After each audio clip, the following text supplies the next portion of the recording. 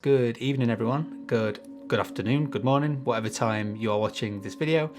I hope you are doing brilliantly as ever, and Happy New Year to anyone who's not seen any videos from this channel yet. This video is going to be very different to the previous videos and the previous types of videos that I've done on the channel in the past.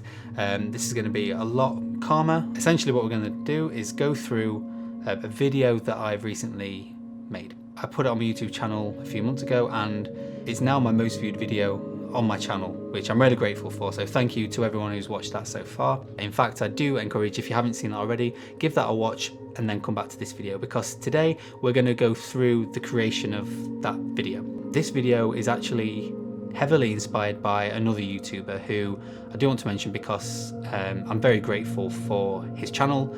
It's helped me so much over the last few months since I heard about him and started watching his videos. The channel is called The Wandering DP. And again, I'll leave a link to his channel or a video that he's made for any aspiring cinematographer or filmmaker. And if you've got half an hour spare, I urge you to give his videos a watch. He essentially deconstructs adverts and commercials because he is a cinematographer as a professional. His knowledge of cinematography is incredible and he simplifies it so easy for people as well. For people like me who hasn't got that experience yet. I don't want people to think I'm copying his style. That's the last thing I want. If anything, I want people to realize that doing this, because I did this the other night without a camera, without the recording, I did this and I learned so much by just taking a few stills from your favorite advert and just taking a look at the lighting, taking a look at how it was shot. It was so beneficial to me and I thought I want to pass that on to other people as well. So that's why I'm doing this video. So let's get straight into it. This is the video that we're going to be going through today. But if I scrub quickly through this, you're probably going to realize the style that it's inspired by, and that is of course Daniel Schiffer. People like him, and I don't know the Wandering DP guy's name. I did have a look, but I couldn't find it, so it's very secretive. I'm going to go through a few of my favorite shots. I'm hoping that because I've shot this video, I'll be able to go through exactly how it was shot, exactly how it was lit, and the settings and things like that, and not just from a lighting background. We're not going to talk about the grade or anything like that. It's going to be purely the shoot itself, and this was me on my own. It was a solo shooting video. We had 4 hours to shoot the video, 3 hours to shoot, 4 hours in total, including pack down and setup. All of this is filmed on the Lumix S1 paired with the Sigma 18-35mm lens, which is a gorgeous lens. Of course it was an APS-C mode because it's an APS-C lens, so that's just something else to factor in. Even though you can shoot up to f1.8 on that lens, I decided to shoot at f2.8. Everything in the video was shot at 125 frames per second. Because it's shot at 125 frames per second, I didn't shoot in Vlog. And I know a lot of people like to shoot in Vlog because it gives them flexibility in post. Because this is in slow motion, the S1, it can't shoot in 10-bit at 125 or 150 or 180 frames per second. It's only 8-bit. Because of that limitation, I made sure that I used a more general pitch profile to shoot with, so I wasn't shooting myself in the foot when it came to grading the work. Let's start with this pen. I want to see if this works.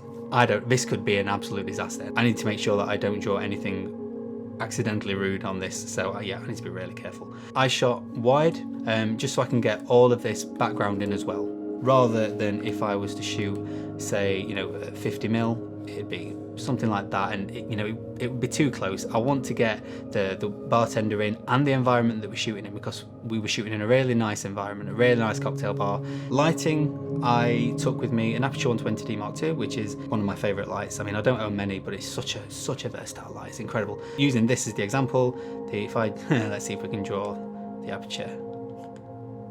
There we go. Look at that. Beautiful. It was a C-stand, not a light stand. Just if anyone works in health and safety, it was a C-stand on the day, I promise.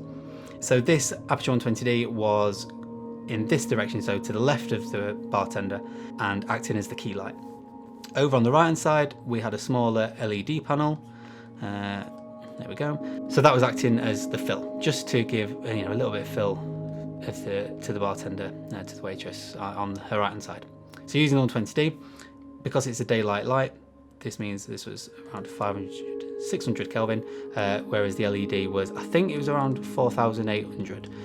The reason this is warmer than my key light is because there's some really nice bulbs in here, and they're blown out, unfortunately, which is a huge shame, but these are obviously tungsten lights, and I wanted to make sure that they remain tungsten, so I didn't change the white balance, or I didn't add a gel onto this Aperture 120D Mark II, because I wanted the separation, I wanted the colour contrast as well. The reason this light is a little bit warmer, we're gradually warming the colour balance around the face, and then so those tungsten lights in the background. So there was more of a gradual colour shift throughout, rather than just, you know, daylight skin and then tungsten practicals in the background. I wanted a nice, you know, almost a nice gradual curve. There we go, done. So that was my lighting setup, and it was pretty much that the whole way through. It's very rare that I changed the setup unless it either peeped into frame, and that really helped. Just having the lighting set up so it looks nice, and then just being able to move around, you know, the set without having to constantly change the light setup. It was really nice to do, actually. Really enjoyed it. This was the opening shot, and of course with it going, you know, transitioning from the worktop into the ice tray. This was important in making sure that the land of the glass was on screen long enough before I then, you know, dropped the camera below the workspace and then into the transition. This was my first shot that I'd done as well, so I was nervous because this is the first type of video within the Daniel Schiffer style that I've done. I was on my own, didn't have much support, as I said, so I was shitting myself. Sorry for the language, but you know, it was nerve-wracking because I thought, if this doesn't go right, then I've got another 3 hours to try and film. Luckily, that thing I took about 4 or 5 times. These kind of shoots as well, I'm sure if you watch Daniel Schiffer's stuff, the environment and the atmosphere that you create, if you're a solo shooter, if you create a calm atmosphere in these types of shoots, it goes so much smoother. And Shada, the model, it was me and her working in tandem. I was, you know, filming it obviously, but she was coming up with the suggestions on, you know, how to do things a certain way, and how how I could shoot around that and make it work as part of the video. If you can create that calm environment on set, as I say, guarantee it will run smoother. On this one, you can see a lot of it's handheld, and because you're shooting in 125 frames, it's, you know, you naturally get that smooth motion. But with this, what I also did was added a few scale-in keyframes throughout the shot during the edit, just to really emphasize where you're meant to be looking as a viewer. We gradually see less of the worktop. Way, hello. Why have we gone so? There we go. That was thick. As the shot goes on, you see less of the worktop, and then you start to lose a bit of this frame. It's a bit of dead space anyway, but it just emphasizes where you're meant to be looking as a viewer. This shot, oh, I love this shot. I think I got it on the 2nd or 3rd take, and I was like, you can't help but react in like a kid at Christmas when you get the shot and you know it's in focus. Yeah, I love that shot. Without stay humble and all that, especially when doing stuff like this. Check your footage straight after. I had a laptop to the left of me, just off the set. After the key shots that I really wanted to get, I took the card out of the camera, checked it on the laptop. Didn't edit it, but I just wanted to make sure that, you know, shot B and shot C went together if it was a smooth transition. You know, it only adds an extra five minutes onto each shot, but guarantee it'll be worth it, because the last thing you want to do is get back to your office and realise that it doesn't work. Then you're screwed. This was a cool one. This was a really quick one. Exactly the same lighting. In fact, can you see the light there? No, you can't. The light itself was literally, you know, if it's not in, it would have been around. It'd have been around there. Maybe I scaled in the edit just to hide it. Who knows? Yeah, I did. I knew that the opening of the shot wouldn't be in focus. What I did is I measured the point where I'd be in focus, which is there, almost, you know, dead central. Marked it, stepped back, and then, you know, during the shot moved in. So then the sweet spot is right there where the puree is squeezing out, and then another really quick ramp to this side. Because of the speed ramp, you can't see the shot change as quick, because speed ramps can, you know, disguise a lot of that stuff. Because as long as you get the content, and you've maybe considered, you know, whipping or something like that, stick a speed ramp on it, and most of the time you're fine, because your eyes go, oh, something quick happened. Oh, right, next shot. Okay, oh, lime. Typical Daniel Schiffer. Thanks, Daniel, for that. Came in really handy. It dropped frame a little bit, but yeah. Another thing, you might not have noticed this, but I purposely tried to make sure that all of the, you know, or most of the stuff that took place in this video was in the middle of the frame.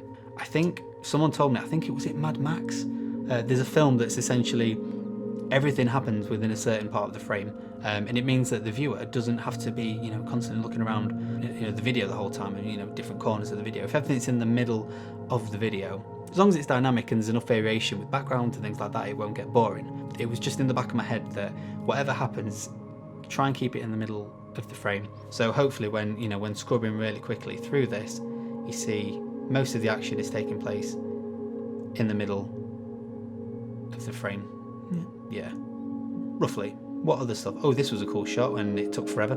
This was with the Ronin S using the barrel roll. It starts real up close to the shaker. What do you call it? Yeah, the shaker. Speed ramp out and then getting the timing right of tilting the Ronin with the model and her hand as she twists it around.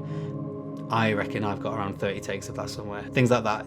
Remember to consider that time when it comes to shooting that shot. That was one of the most advanced shots. It doesn't sound like it, but in terms of nailing it and getting it right, it took time. I'll tell you what, let's go on to the final shot. This is simply a slider using the time ramp again to speed up the footage until we hit focus, and then this is obviously the final shot, the product shot. This is the cocktail.